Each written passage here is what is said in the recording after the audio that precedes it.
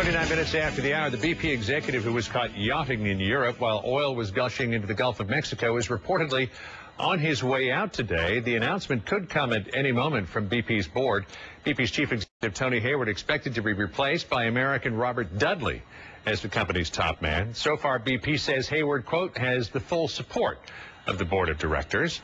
And here to break down what's really going on behind the scenes at BP is John Hofmeister, former president of Shell Oil. He joins us live from Washington. So, do you, John, expect Tony Hayward's going to survive the rest of the day with his job? Well, we'll see as the day progresses what the board decides. The papers are certainly covering it as though it is a done deal. You know, what the board has to worry about is not only its own reputation as a board in terms of the wider business community and the investor community and so forth. They also have to think about the future. That really is the purpose of the board, is to govern the company under all circumstances. But BP is coming from a pretty difficult past here. And to try to put the image out there of a board that's in charge of the destiny of the company, I think is what this is all about.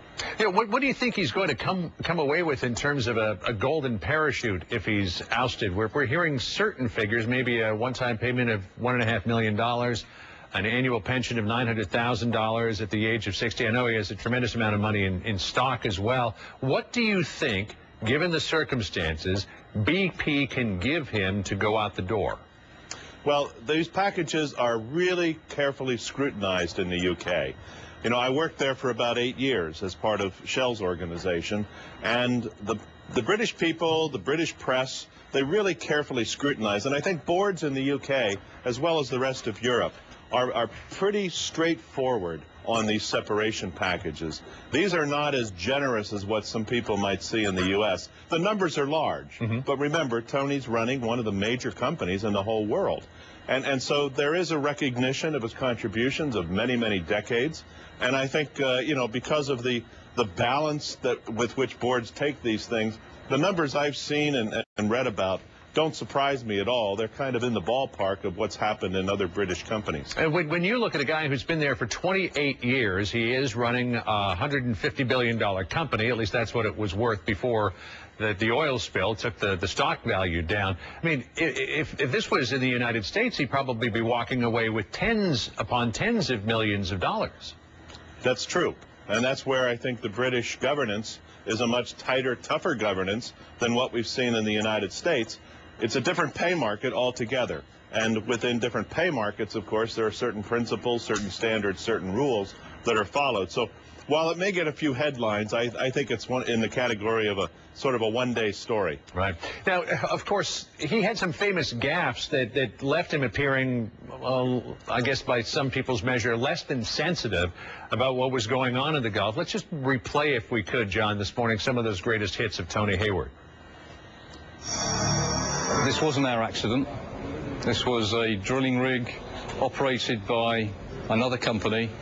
It was their people, their systems, their processes. We are responsible not for the accident. I think the environmental impact of this disaster is likely to have been very, very modest. There's no one who wants this thing over more than I do. You know, I'd like my life back. When this is looked at, sort of in retrospect, in the history of corporate governance, how will those statements be seen? I think they will be seen in at least two dimensions. One is those words never should have been uttered. I think whoever was his public relations coach really didn't do their job, because those are utterances which showed insensitivity. They showed a level of misunderstanding of the situation that people really will not forget. At a second level, some of what he said is not that untypical of what would be commonly expressed in a very different culture, which the UK is. Particularly, I want my life back. I heard that so many times living in the UK that when somebody had gone through a particularly stressful period, it's a bit like street talk. I want my life back. Of course, it was inappropriate in the U.S. because it didn't go down at all well. Yeah, I mean, when you consider that 11 people were killed in the Deepwater Horizon and look at the effect of across the Gulf in terms of economics and livelihoods destroyed, to say something like that was taken to be incredibly insensitive. If he hadn't made those gaffes, do you think, John, we'd be talking about his ouster today? I think that's for the board to decide, John, and here's the issue. They've had a really, really rough time recovering from this mortal incident is really something that has to turn the company in a new direction. Much like, other huge corporate tragedies, this is something that perhaps you need a new leader with a new set of criteria. And while Tony did many things well, I think it's time to move on. So this is something that might have destroyed a CEO regardless of what he said about it, I take is what you're saying. What about Bob Dudley? An American, he's going to be the first American to ever head BP. How will he be different? Well, I think Bob has tremendous credibility, first of all. I think in the American scene, he knows and understands America, which is very important when 40% of your asset base is in this particular country, and in particular because you've set a strategic future predicated on developing the U.S. So I think in that regard, it's great to have somebody who understands the territory and the dynamic and the mindset of what's here. In addition, Bob has significant global experience. He worked in Russia, which was very difficult. In fact, I think he lost his visa as part of the politics of dealing with what he had to deal with.